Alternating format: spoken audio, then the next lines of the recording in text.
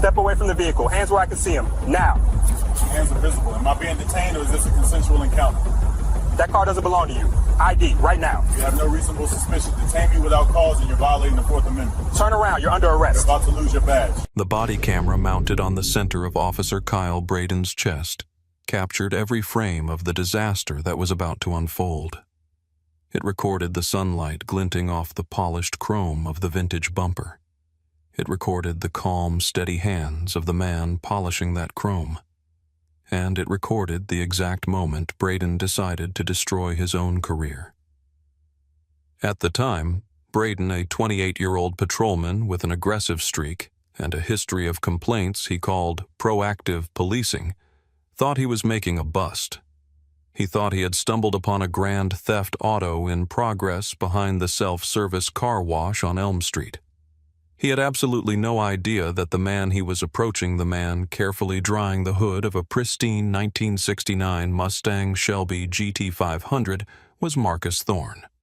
Marcus wasn't just a car enthusiast. He was a 54-year-old senior special agent with the Federal Bureau of Investigation, a man who had spent 3 decades taking down organized crime syndicates, domestic terrorists, and corrupt public officials. And in about 10 minutes, he was going to teach Officer Braden a lesson in constitutional law that the young cop would never forget. Before we get into the details of this infuriating encounter, I need you to take a second. Look at where you are right now. Are you safe? Are you free? Now imagine losing that freedom in the blink of an eye just because of what you look like and what you drive. If you believe that badge and uniform should never be a shield for misconduct, go ahead and hit that subscribe button. You need to see how this ends.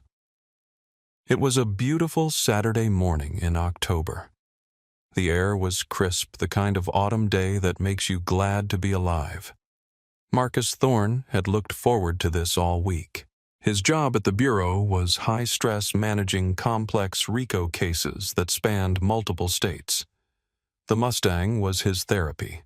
He had bought the chassis 5 years ago, a rusted-out shell found in a barn in rural Virginia, and restored it bolt by bolt. It wasn't just a car. It was a testament to patience and precision. He was dressed in his weekend work clothes, a pair of well-worn coveralls and a faded navy t-shirt. He didn't look like a Fed. He looked like a mechanic or a laborer. To Officer Kyle Braden, who was cruising slowly through the alleyway on patrol, Marcus looked like a suspect. Braden slowed his patrol car. He saw a black man in dirty clothes standing next to a vehicle that was easily worth 6 figures. In Braden's mind, the equation didn't balance. He didn't run the plates. He didn't check for stolen vehicle reports in the area. He simply saw the contrast, the man and the machine, and made a snap judgment. He parked his cruiser at an angle effectively blocking the exit of the wash bay. It was a power move designed to intimidate before a word was even spoken. Marcus looked up as the cruiser blocked him in. He didn't flinch. He didn't look nervous. He simply set his microfiber towel down on the roof of the Mustang and waited. He had been a federal agent since before Braden was in kindergarten. He knew the procedure. He knew the body language. And he saw Braden exit the vehicle, hand hovering near his waist, chest puffed out. Marcus sighed internally. He just wanted to wax his car. But he knew with the weary certainty of a black man in America who had lived through the 70s, 80s, and 90s that his Saturday morning peace was over. Officer Braden approached with a stride that was too fast, too aggressive for a consensual encounter. He didn't offer a greeting. He didn't ask if everything was all right. He went straight to the command voice he had practiced in the academy. "Step away from the vehicle," Braden barked. Marcus didn't move away, nor did he move toward the officer. He stood his ground, resting a hand casually on the side mirror of the Mustang. His voice was calm, a deep baritone that carried the weight of authority even if Braden was too deaf to hear it. "Good morning, officer. Is there a problem?" "I said step away from the vehicle. Put your hands where I can see them." "My hands are visible," Marcus said, holding them out slightly to his sides, palms open. They were covered in car wax residue. "I'm asking you again, officer. What is the reason for this interaction? Am I being detained?" Braden stopped about 10 feet away. He didn't like the pushback. In his 3 years on the force, he was used to people cowering, apologizing, or running. He wasn't used to a man in dirty coveralls speaking to him like a law professor. "I'm conducting an investigation. I need to see your ID and the registration for this vehicle." Marcus knew the script better than Braden did. "Respectfully, officer, unless you have a reasonable, articulable suspicion that I have committed a crime, am committing a crime, or am about to commit a crime, I am not required to identify myself." "This is a consensual encounter, is it not?" Braden's eyes narrowed behind his sunglasses. He took a step closer, encroaching on Marcus's personal space.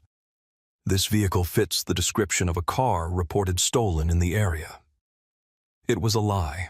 Marcus knew it was a lie. He had the police scanner app on his phone running in his pocket, an old habit from his days in the field. There had been no calls for a stolen classic Mustang. It was a pretext to stop clumsy and transparent. "Really?" Marcus asked, his expression unreadable. "A 1969 Shelby GT500 in Acapulco blue. That's a very specific description, officer. Did dispatch give you a VIN number?" "Don't play lawyer with me." Braden snapped his hand, resting definitively on his holster now. "You're acting suspicious, looking around, nervous behavior. That gives me the right to ID you. Now hand over the license or you're going for a ride." "I am not nervous," Marcus corrected him, his pulse not rising even a single beat per minute. "And washing a car at a car wash is not suspicious activity. It is the intended use of this facility. You are fishing, officer, and you are violating my Fourth Amendment rights. I suggest you get back in your cruiser and carry on with your patrol." "You don't tell me what to do," Braden shouted. The veneer of professionalism was cracking. He was young, hot-headed, and used to complete submission. "You are detained for investigation of auto theft. Now, for the last time, give me your ID." "I will not," Marcus stated firmly. "You have no reasonable suspicion. Terry v. Ohio is clear on this. You cannot manufacture suspicion based on my refusal to answer questions during a consensual encounter. If you arrest me, it will be an unlawful seizure." The commotion was drawing attention. The car wash was busy on a Saturday morning. 2 bays over a man in his 60s, a retired Marine named Frank, judging by the decal on his truck, had stopped scrubbing his tires. He watched the interaction for a moment, sensing the tension, then reached into his pocket. He pulled out his smartphone and started recording. He held the phone horizontally steady and open. He had seen enough news stories to know that video evidence was the only truth that mattered these days. Marcus clocked the witness immediately. He gave a subtle nod in Frank's direction, acknowledging the camera. It was good. The more eyes, the better. Braden noticed the audience too, but instead of checking his behavior, it made him more defensive. He felt the eyes of the public on him, and he felt his authority slipping away. He couldn't walk away now. It would look like he had been talked down by a suspect. "Who does the car belong to?" Braden demanded, trying a different angle. "It belongs to me," Marcus said. "Prove it." Marcus moved his hand slowly toward the pocket of his coveralls. "I'm going to reach into my right pocket to retrieve my keys. I am not reaching for a weapon." He narrated his movements clearly for the benefit of the body cam and the witness. "Do it slowly," Braden warned, unclicking the retention strap on his holster. Marcus pulled out a simple keyring. On it was a modern fob he had retrofitted for the door locks, a small luxury he had installed himself. He held the fob up. "Watch the lights." He pressed the button. Chirp. The Mustang's amber parking lights flashed, and the heavy mechanical thunk of the locks disengaging echoed in the concrete bay. "Satisfied?" Marcus asked. "I have the keys. The car is mine. I am washing it. There is no crime here." Braden stared at the car. The lights had flashed. The proof was irrefutable. A rational officer, a good officer, would have said, "My apologies, sir, just doing my job," and left. But Braden wasn't looking for the truth. He was looking for a win. He felt small. He felt foolish. And he blamed Marcus for making him feel that way. "That doesn't mean anything," Braden argued, his logic crumbling but his volume increasing. "You could have stolen the keys. You could have carjacked the owner." "Officer," Marcus said, his voice dropping an octave, becoming colder. "You are digging a hole. Stop digging. You have established that I have possession of the keys. You have no report of a carjacking. You have no report of a theft. You are now detaining me solely because your ego cannot accept that you made a mistake. This is harassment." "You're being belligerent," Braden yelled, pointing a finger in Marcus's face. "You're obstructing a police investigation." "Asserting my rights is not obstruction," Marcus replied. "And being black in a nice car is not a crime. You are profiling me, and you are doing it on camera." "That's it." Braden stepped forward, pulling his handcuffs from his belt. "I'm done asking." The air in the car wash bay seemed to freeze. The water in the bucket at Marcus's feet had stopped rippling. The only sound was the distant hum of traffic and the heavy breathing of Officer Braden. Marcus stood up straighter. He didn't assume a fighting stance, but he squared his shoulders. He looked Braden directly in the eye, a gaze that had broken men far tougher than this suburban patrolman. "Officer, listen to me very carefully," Marcus said. "I'm going to give you one chance to walk away. If you put those cuffs on me, you are crossing a line you cannot uncross. You will lose your qualified immunity, you will be sued personally, and you will lose your badge." Braden scoffed. "Is that a threat?" "It is a statement of fact," Marcus said. "Inside my wallet, which is in my back pocket, you will find my identification. You will find that I am a federal agent. I have been a law enforcement officer for 30 years.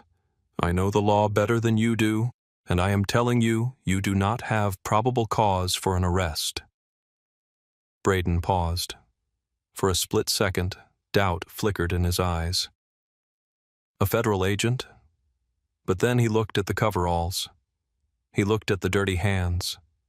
He looked at the neighborhood. No way, he thought. He's lying. They always lie.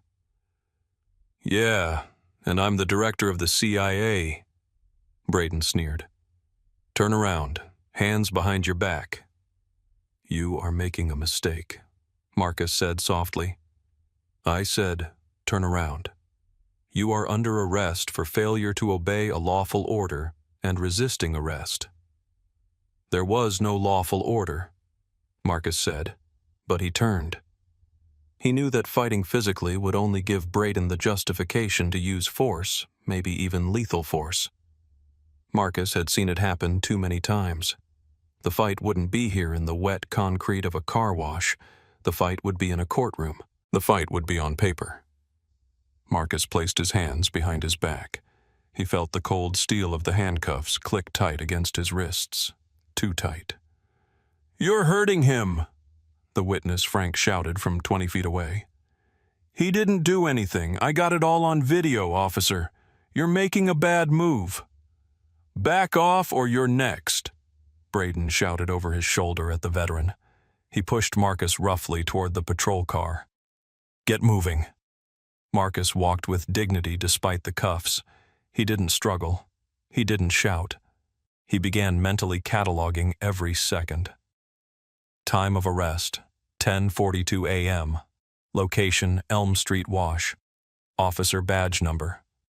He glanced at Braden's chest plate. Badge 492. Name, Braden. Braden opened the back door of the cruiser and shoved Marcus inside. The plastic seat was hard. The cage was cramped. Marcus sat awkwardly, his shoulders aching from the angle of his arms. Braden slammed the door. He stood outside for a moment, catching his breath, adrenaline coursing through his veins. He felt powerful. He had won. He had taken the suspect down. He walked around to the other side of the car, opened the rear door, and leaned in. "Now." Braden said. "Let's see who you really are." Braden reached into the back pocket of Marcus's coveralls. He was rough digging for the wallet. This was a search incident to arrest standard procedure, but Braden performed it with a vindictive energy. He pulled out the worn leather billfold. "Let's see," Braden muttered. "Probation warrants." "What are you hiding?" He flipped the wallet open. He didn't see a driver's license at first. He saw gold. The badge was embedded in the leather, catching the sunlight that filtered through the cruiser window. It wasn't a dinky security guard badge. It was heavy. It was detailed. Above the seal were the words, Federal Bureau of Investigation. Below it, Department of Justice. Next to the badge was the ID card. The photo was of Marcus looking stern in a suit and tie. The text read, Marcus Thorne, Senior Special Agent. Braden stopped breathing. The world seemed to tilt on its axis. The adrenaline that had been pumping through him turned instantly into ice water. He looked at the picture. He looked at the man in the back seat. Marcus stared back at him. His expression hadn't changed. It was the look of a man who was watching a train wreck in slow motion. "I told you," Marcus said. His voice was muffled by the plexiglass partition, but clear enough. Braden's hands started to shake. He looked around. Had anyone seen the badge? The witness with the phone was still recording from a distance. Braden quickly snapped the wallet shut. Panic set in. This wasn't just a bad stop. This was a career-ending catastrophe. He had arrested a federal agent, a senior agent. His mind raced. What do I do? The smart thing. The only thing would be to uncuff him right now. Apologize profusely. Beg for forgiveness and pray this man had mercy. But Braden wasn't smart. He was proud, and he was scared. If he released him now, he would have to explain why he cuffed him in the first place. He would have to admit he was wrong. But if he booked him, if he charged him, maybe he could spin it. Maybe he could say the agent was being disorderly. Maybe he could say he didn't identify himself in time. I have to stick to the story. Braden thought, a cold sweat breaking out on his forehead. He was resisting. He refused to ID. That's the story. He shoved the wallet into his own pocket. He slammed the door. He didn't say a word to Marcus. He got into the driver's seat, his hands gripping the steering wheel so hard his knuckles turned white. He started the engine. He didn't call it in on the radio. He just drove. The ride to the precinct took 15 minutes. It was the loudest silence Officer Braden had ever experienced. Every bump in the road felt like a gavel coming down. He kept glancing in the rearview mirror, hoping to see Marcus looking worried or angry. But Marcus just sat there looking out the window, observing the passing city with a detached, analytical gaze. Marcus was furious, of course. He was seething. But he had learned a long time ago that anger was a tool, and you didn't use it until the moment was right. He was building his case. He was memorizing the route. He noted that Braden was driving 5 miles over the speed limit. He noted that Braden failed to signal a turn on 4th Street. Every detail was ammunition. When they pulled into the sally port of the 12th precinct, the automatic garage door rumbled shut behind them, sealing them in the concrete belly of the station. Braden turned off the car. He sat there for a full minute, trying to compose himself. "Get out," Braden said, opening the back door. He hauled Marcus out.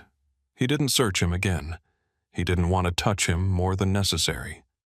He walked him through the heavy steel doors into the processing area. The intake room was buzzing with the usual Saturday activity. Drunks, petty thieves, domestic disputes. At the main desk sat Sergeant Miller. Miller was 58 years old, a relic of the old school, with a thick mustache and eyes that had seen everything the city had to offer. He was eating a turkey sandwich and reading a paperwork file. He looked up as Braden entered with Marcus. Miller paused mid-chew. He looked at Marcus. He saw the coveralls, yes, but he also saw the posture. He saw the way Marcus held his head. and then he looked at Braden. He saw the sweat. He saw the shaking hands. "What do we have here, Braden?" Miller asked, his voice gravelly. "Resisting arrest," Braden said quickly. "Failure to obey. Refused to ID during a stolen vehicle investigation." Miller frowned. He put his sandwich down. "Stolen vehicle? Which one? The Mustang. The classic one."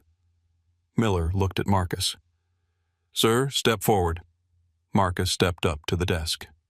"Good afternoon, Sergeant." Miller blinked. Most suspects didn't say good afternoon with that kind of diction. "Name? My name is Marcus Thorne. I am a senior special agent with the FBI. My credentials are currently in Officer Braden's pocket along with my wallet, which he seized after unlawfully arresting me for washing my own car." The room went dead silent. Typewriters stopped clacking. Phones stopped ringing. Every officer in the room froze. Miller stood up slowly. He looked at Braden. "Braden, give me the wallet." "Sarge, he was acting crazy. He wouldn't give me the wallet." Miller's voice wasn't a request. It was an order from a man who had survived 30 years on the streets to a boy who was playing dress-up. Braden reached into his pocket and handed over the leather billfold. Miller opened it. He saw the gold badge. He closed his eyes for a second, exhaling a long, painful sigh. He knew exactly what this meant. He looked at the badge again, then at Marcus. "Take the cuffs off," Miller said quietly. "But Sarge, Take them off now." Miller roared, his voice echoing off the cinder-block walls. Braden fumbled for his keys. His hands were shaking so badly he dropped them once. He picked them up and unlocked the cuffs. Marcus rubbed his wrists. He looked at the red marks on his skin. He didn't say thank you. He looked at Miller. "I want your watch, Commander. I want the captain. And I want them now." "I'm calling him," Miller said. He picked up the phone, his hand steady but his face pale. "Captain, gently." "Yeah, it's Miller. You need to come down to intake. Right now." "No, sir. Right now. We have a situation. We have a federal agent in custody." 3 minutes later, Captain Richard Gentle burst through the doors. He was a tall man, balding with a reputation for being a politician in uniform. He took in the scene instantly. The terrified rookie, the furious but controlled black man in coveralls, the grim-faced sergeant. "Agent Thorne," Captain Gentle said, extending a hand. "I am so sorry. There must be some terrible misunderstanding." Marcus didn't shake the hand. He left the captain hanging. "This wasn't a misunderstanding, Captain. This was a violation of my civil rights. This was an unlawful seizure, and it was a kidnapping." The captain lowered his hand slowly. "We can straighten this out. Officer Braden, go to my office." "He stays right here," Marcus commanded. His voice filled the room. "He stays right here where I can see him. I want the body camera footage secured immediately. I want the dash cam footage. I want the dispatch logs. I want the name of the witness who was recording at the car wash." "We will preserve everything, Agent Thorne, I assure you," the captain stammered. Marcus turned to Braden. The young officer was pressed against the wall, looking like a child who had broken a priceless vase. "You asked me for articulable suspicion," Marcus said to Braden. "You wanted to play the game. Well, now we're playing in my league. You profiled me. You ignored evidence of innocence. You fabricated a charge because your fragile ego couldn't handle a black man knowing the law. And then, when you found my badge, instead of doing the right thing, you tried to bury it." Braden tried to speak. I was just following procedure." "Procedure?" Marcus laughed, a harsh, mirthless sound. "I wrote the procedure on interagency cooperation for this district. You weren't following procedure. You were following your bias." Marcus turned back to the captain. "I am leaving now. I'm going to finish washing my car. By Monday morning, my attorney will be in touch with the city solicitor. and the Department of Justice Civil Rights Division will be in touch with you." "Agent Thorne, please," the captain pleaded. "Let's discuss this. We can handle this internally." "Oh, you will handle it internally," Marcus said, picking up his wallet from the desk. "But that's just the beginning." He turned and walked out of the precinct. He didn't look back. He called an Uber on his phone. He went back to the car wash. His bucket was still there. The water was cold. He poured it out, filled it with fresh water, and finished washing his Mustang. The fallout was swift, brutal, and public. The video from Frank, the retired Marine, hit the internet that evening. By Sunday morning, it had 2 million views. By Monday, it was on every national news network. The image of the calm, dignified man in coveralls being handcuffed while a young officer screamed at him became a symbol of everything wrong with modern policing. But the real damage happened behind closed doors. Marcus kept his word. The lawsuit he filed wasn't about money, though the settlement offer from the city was substantial. It was about exposure. The internal affairs investigation was comprehensive. They couldn't sweep it under the rug. The spotlight was too bright. They reviewed Braden's Bodycam footage. It was damning. The audio captured Braden admitting the car fit a description that didn't exist. It captured his lie about the stolen vehicle report. It captured his shock when he found the badge. Officer Kyle Braden was placed on unpaid leave within 48 hours. 3 weeks later, after a disciplinary hearing that lasted less than an hour, he was terminated for cause.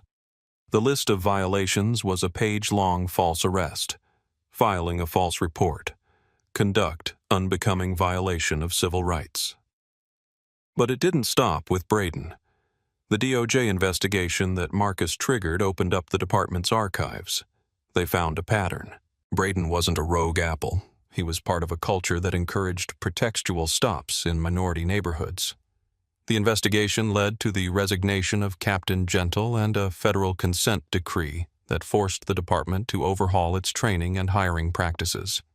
Marcus donated the entire settlement amount, $450,000, to a legal defense fund for those who couldn't afford to fight back. He continued to work for the FBI for another year before retiring. 6 months after the incident, Marcus was at a gas station filling up the Mustang. A young patrol car pulled in. A rookie officer looking nervous was at the pump next to him. The officer looked at the Mustang, then at Marcus. Marcus tensed up just for a second. The trauma was still there. It never really goes away. But the young officer just smiled. "Beautiful car, sir. Is that a 69? Marcus relaxed. "Yes, it is." "My dad had one," the officer said. "Drive safe." "You too, officer," Marcus said. "You too." Bye. The end. As we watch Officer Braden's career evaporate and Marcus Thorne drive off into the sunset, we have to sit with a heavy truth. Marcus survived and triumphed because he had a gold badge in his pocket. He had the power of the federal government behind him. But what if he had been a carpenter, a teacher, a nurse? What if he had just been Marcus, the man without the title?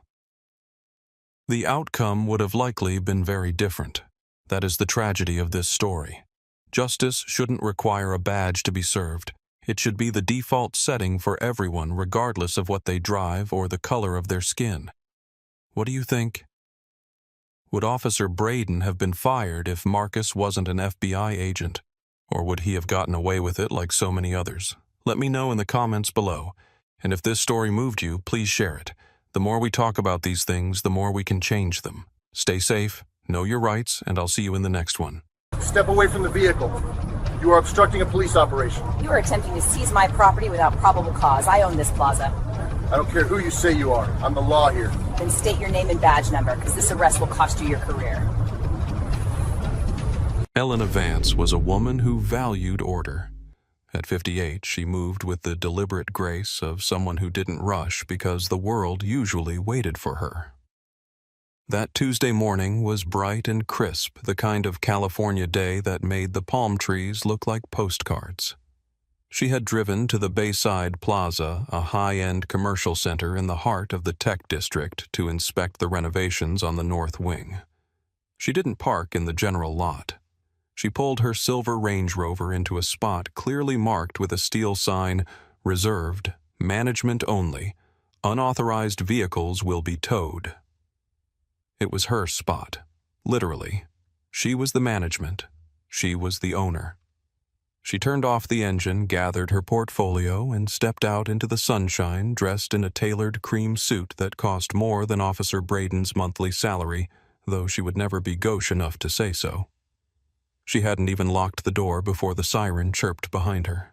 Short, sharp, aggressive. Elena paused and turned. A patrol car had pulled up directly behind her SUV, blocking her in. The officer was already out of the car, adjusting his belt, his sunglasses hiding his eyes, but not the sneer on his lips. Officer Kyle Braden had been on the force for 5 years, long enough to get comfortable, but not long enough to get wise. He saw a black woman in a high-end car parking in a restricted spot, and his mind immediately filled in the blanks with prejudice rather than curiosity. He didn't see a property owner. He saw a violation. "Ma'am, get back in the vehicle." Braden commanded, his voice carrying across the quiet lot. He didn't say hello. He didn't ask if she worked there. He issued an order. Elena stood her ground, her hand resting lightly on the door handle. "Excuse me, officer. Is there an issue?" "The issue is, you can't read," Braden said, walking closer, his hand hovering near his hip. He pointed a gloved finger at the sign. "Reserved. Management only. That means you move it or I move it for you." Elena adjusted her glasses. She remained calm, her voice steady. "I am aware of what the sign says, officer. I had it installed 3 years ago. I am the owner of this property. This is my designated parking space." Braden laughed. It was a dry, dismissive sound that grated on the nerves. "Right. And I'm the mayor. Look, I don't have time for fairy tales. We've had complaints about people parking in employee spots to go to the beach. You need to move the vehicle now, or I'm citing you for trespassing and towing the car." "Trespassing." Elena repeated the absurdity of the word, tasting bitter in her mouth. "Officer, I cannot trespass on my own land. If you would simply allow me to show you my identification and the deed on my phone, or if you would like to walk into the leasing office with me." "I'm not walking anywhere with you," Braden interrupted, stepping into her personal space. "And I don't need to see whatever fake papers you've got on your phone. I need you to get back in the car, start the engine, and get out of here. This is private property." "Exactly," Elena said, her voice dropping an octave, becoming steelier. "It is private property. My private property, and you are currently harassing the owner on her own land without probable cause. I am not moving this vehicle." The air between them seemed to crackle. Braden wasn't used to defiance, especially not from women who looked like Elena. He took a step back, but not to retreat. He reached for his radio. "Dispatch, send me a tow. Priority. I've got a 10:15 obstruction at Bayside Plaza. Subject is refusing to comply." He looked back at Elena, a smirk playing on his lips. "You want to play the big shot? Fine. You can pick your car up from the impound lot in Chula Vista. It'll cost you about $300 to get it out. If you can afford it." Elena didn't blink. She watched him make the call, realizing that this wasn't about parking anymore. It was about power. And Officer Braden was about to learn that he had picked a fight with a woman who didn't just have power. She had the law, the deed, and the patience to dismantle him piece by piece. She pulled out her phone, not to show him documents this time, but to hit record. "Officer," she said, holding the phone steady. "State your name and badge number for the video." Braden scoffed, turning his back to her to watch for the tow truck. "Officer Braden, badge 492. Make sure you get my good side while your car gets hooked." The confrontation was attracting attention. A young couple walking out of the coffee shop stopped to watch. A delivery driver paused his unloading. People sensed the tension.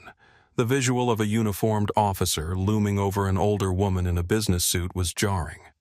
Elena kept the camera focused on Braden.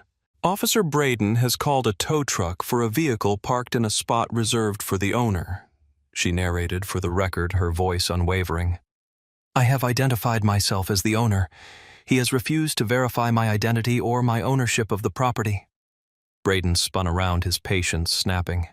Put the phone down. I have a First Amendment right to record a public official in the discharge of his duties, Elena replied. I am on my own property. I am not interfering with your safety. I am documenting this interaction. You're interfering with an investigation, Braden snapped. I'm investigating a trespassing complaint. Who called it in? Elena asked sharply. Who called in a trespassing complaint on the owner? Or did you just drive by, see me, and decide I didn't belong here? Braden didn't answer. He didn't have to. The truth was written all over his flushed face. He had been patrolling the lot, bored, looking for an easy ticket, and he had profiled her. It was that simple. He saw a luxury car and a black woman and decided they didn't match. He heard the rumble of a diesel engine approaching. The tow truck was coming. A heavy-duty flatbed swung around, the corner lights flashing. There he is, Braden said, crossing his arms. Last chance. Give me the keys or we drag it up. You will not touch this vehicle, Elena said, stepping between the approaching truck and her SUV. It was a dangerous move, but she was furious. This is theft. Under the color of law, but theft nonetheless. The tow truck driver, a man named Miller, who had been doing this for 20 years, slowed down. He saw the woman in the suit standing in front of the car. He saw the cop. He rolled down his window. Officer, she's blocking the hook. I see that, Braden said. He walked up to Elena. He was close enough now that she could smell the stale coffee on his breath. Ma'am, step away from the vehicle. You are obstructing a police operation. I am protecting my property from an illegal seizure, Elena declared. I am ordering you as the property owner to leave these premises. Your invitation to be on this private lot is revoked. Braden shook his head as if dealing with a petulant child. That's not how it works. You don't order me anywhere. Turn around. Elena froze. Excuse me. I said turn around. You're under arrest. The bystanders gasped. The delivery driver pulled out his own phone. You're arresting her, someone shouted from the sidewalk. She says she owns the place. Disorderly conduct and obstruction of justice, Braden recited loudly, pulling his handcuffs from his belt. Turn around now, or I will assist you to the ground. Elena had a choice. She could fight physically, which would get her hurt, or worse. Or she could comply physically while fighting legally. She thought of her children, grown now, successful. She thought of the lectures she gave them about surviving police encounters. Survive the stop-win in court. She took a deep breath, the injustice of it burning like acid in her chest. She slowly turned around, dropping her phone into her pocket, but leaving it recording audio. I am not resisting, she said clearly for the witnesses and the audio. I am complying under duress. This is a false arrest. Braden grabbed her wrists roughly. He didn't use the gentle technique taught in the academy for compliant subjects. He wrenched her arms back, twisting the shoulders of her cream suit, cranking the metal cuffs tight enough to pinch the skin. Click, click. You have the right to remain silent, Braden droned, pushing her forward against the side of her own car. Use it. He patted her down right there in the parking lot, in front of her tenants, in front of her customers. He reached into her pocket and took the phone, stopping the recording. He tossed it onto the hood of the cruiser. Then he grabbed her by the arm and marched her toward the patrol car. Elena walked with her head high, despite the metal biting into her wrists. She looked at the tow truck driver, who was watching with an uneasy expression. If you touch my car, Elena said to the driver, her voice projecting with the authority of a federal judge, you will be named in the lawsuit as an accessory to theft. Do not load that vehicle. The driver looked at Braden. Kyle, maybe check her ID first. She seems pretty sure. Just hook it, Miller, Braden barked, opening the back door of the cruiser. She's going for a ride. I'll sort out who she thinks she is at the station. He pushed Elena into the back seat. The hard plastic seat was unforgiving. The cage separated her from the front, a barrier meant for criminals. Elena Vance, who sat on the board of the city's symphony orchestra, who donated to the police benevolent fund, was now caged like an animal. She watched through the window as Braden went back to the tow truck driver, laughing, slapping the fender of her Range Rover as if it were a trophy. She watched as the chains were hooked to the undercarriage. She winced as the winch tightened, hearing the sickening scrape of her bumper against the asphalt as the car was dragged upward onto the flatbed. Braden hadn't even asked for the keys to put it in neutral. He was dragging it, likely destroying the transmission and the alignment. He didn't care. To him, it was just a car he was taking away from someone who didn't deserve it. Braden got into the driver's seat of the cruiser, slammed the door, and adjusted the rearview mirror to look at her. He was smiling, a smug, satisfied smile. Comfortable back there? He asked. Elena stared straight ahead. She was done talking to Officer Braden. She was talking to her lawyers in her head now. She was drafting the complaint. Count 1, false imprisonment. Count 2, conversion of property. Count 3, violation of civil rights under Section 1983. You know, Braden said as he pulled out of the lot, following the tow truck carrying her car. People like you always think the rules don't apply. You think because you buy a nice suit and lease a fancy car, you can do whatever you want. But out here, I'm the law, and the law says you don't park where you're not supposed to. Officer, Elena said softly, breaking her silence. I really hope you enjoy this drive. It will be the most expensive trip of your life. Braden laughed again. Yeah, I've heard it all before. My dad's a lawyer. I know the chief. Save it for the judge. Oh, I intend to, Elena thought. And for the jury. The drive to the precinct took 15 minutes. Braden spent the time lecturing her on civic duty and respect. He turned on the radio, humming along to a country song, completely oblivious to the radioactive fallout he was driving toward. He had arrested the biggest commercial landlord in the district for parking in her own spot. He was effectively transporting a stick of dynamite into the police station, and he had lit the fuse himself. When they arrived at the precinct, Braden pulled into the Sallyport. He hauled Elena out of the back, parading her through the booking entrance. Her wrists were bruising. Her shoulder ached, but her eyes were dry and focused. They walked into the processing area. The booking sergeant, a man named Miller, no relation to the tow driver, was a veteran. Sergeant Tom Miller had 30 years on the job. He had seen everything. He was drinking coffee and reading a report when Braden walked in with a woman in a cream suit, handcuffed. Sergeant Miller looked up. He squinted. Then his eyes went wide. He dropped his coffee cup. It didn't break, but coffee splashed over his desk. He didn't notice. Braden, Miller said, his voice a low warning rumble. What do you have there? Disorderly obstruction trespassing, Braden announced proudly. Refused to move her vehicle from a reserved spot at Bayside Plaza. Had to tow it. Gave me attitude the whole time. Sergeant Miller stood up slowly. He walked around the desk. He looked at Elena Vance. He knew who she was.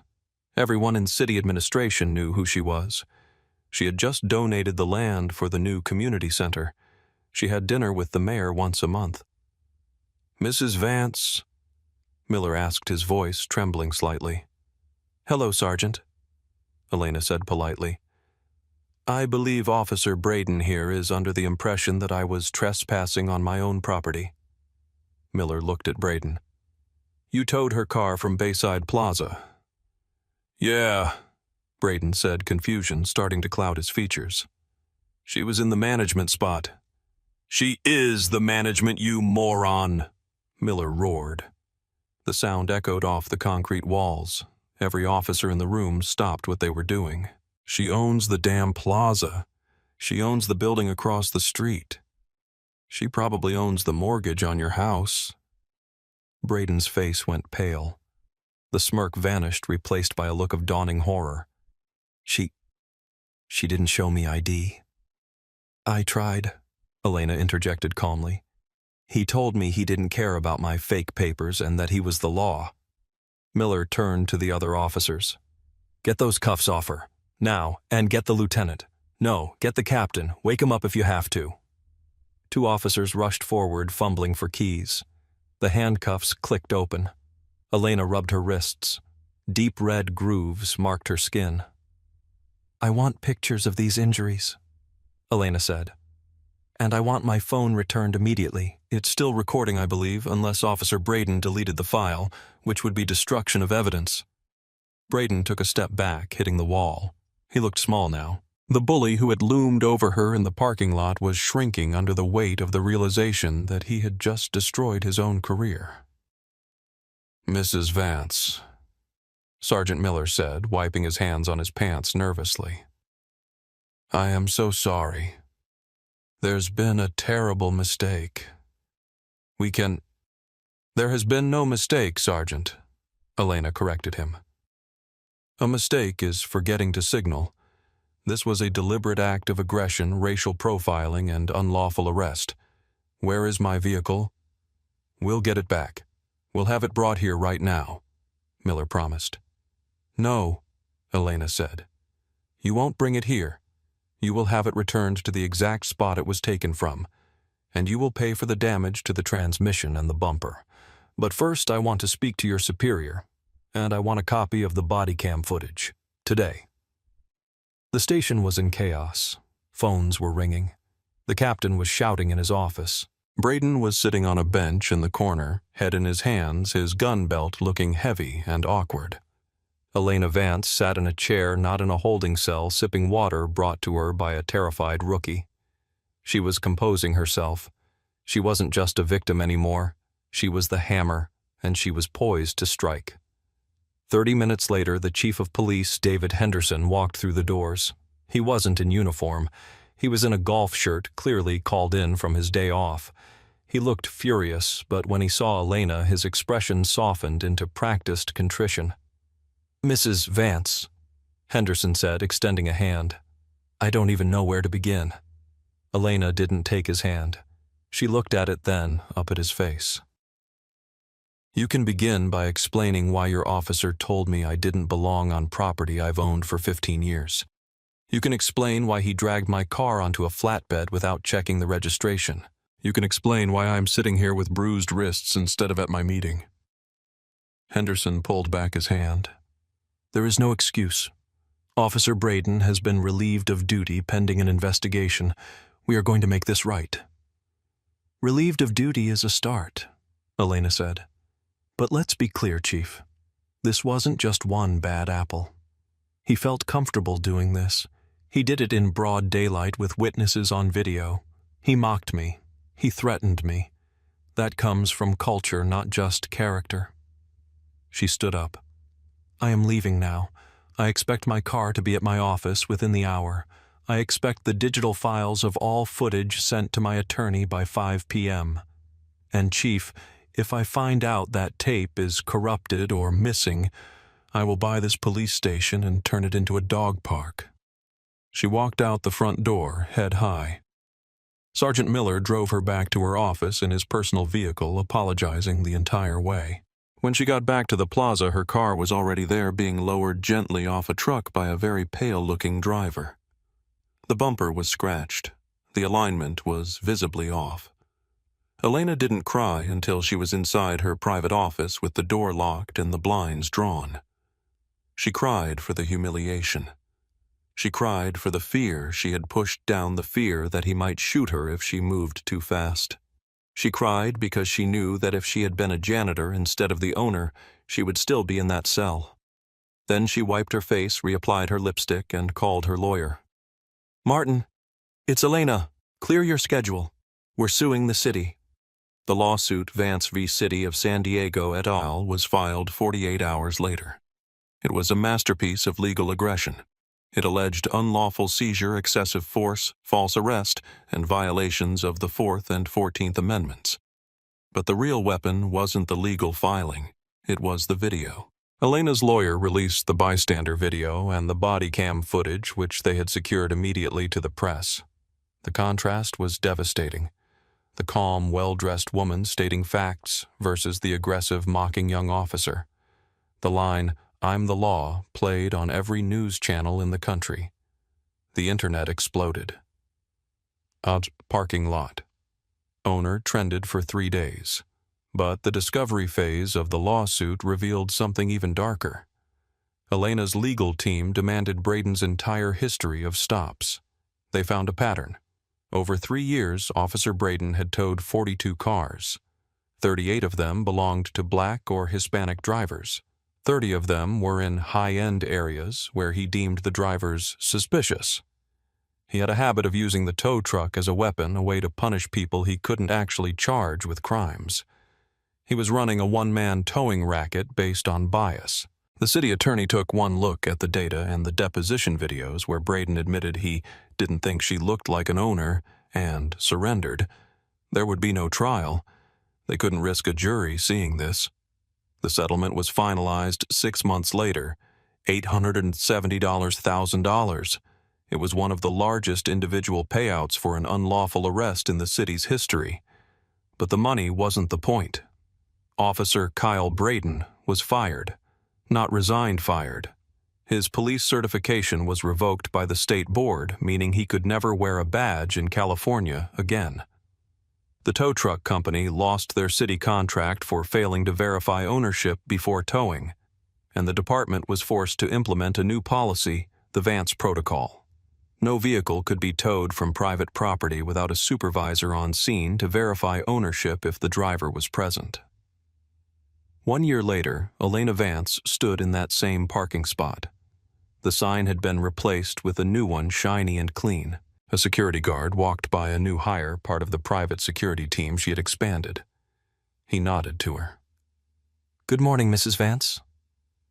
"Good morning, James," she replied. She looked at the asphalt. It was just pavement. But it was her pavement. She had paid for it twice now. Once with money and once with her dignity. She got into her new Range Rover, the old one having been auctioned off for charity. She sat for a moment listening to the quiet hum of the engine. She wasn't angry anymore, but she wasn't the same either. She knew now how fragile her status was. She knew that to some people she would never be the owner. She would always be the suspect. But she also knew that accountability was possible. It just required someone willing to stand in front of the tow truck and say, no. This story serves as a stark reminder that success does not insulate you from prejudice, but the truth is a powerful weapon when you have the courage to wield it. Elena Vance fought back, not just for herself, but for everyone who has ever been made to feel small by someone abusing their power. What do you think about the settlement? Was $870,000 enough for the humiliation she endured? And do you think Officer Braden would have acted differently if the cameras weren't rolling? Let me know your thoughts in the comments below. And please, if you believe in justice and accountability, share this video and subscribe. We have more stories to tell, and we need your help to tell them. Stay safe out there.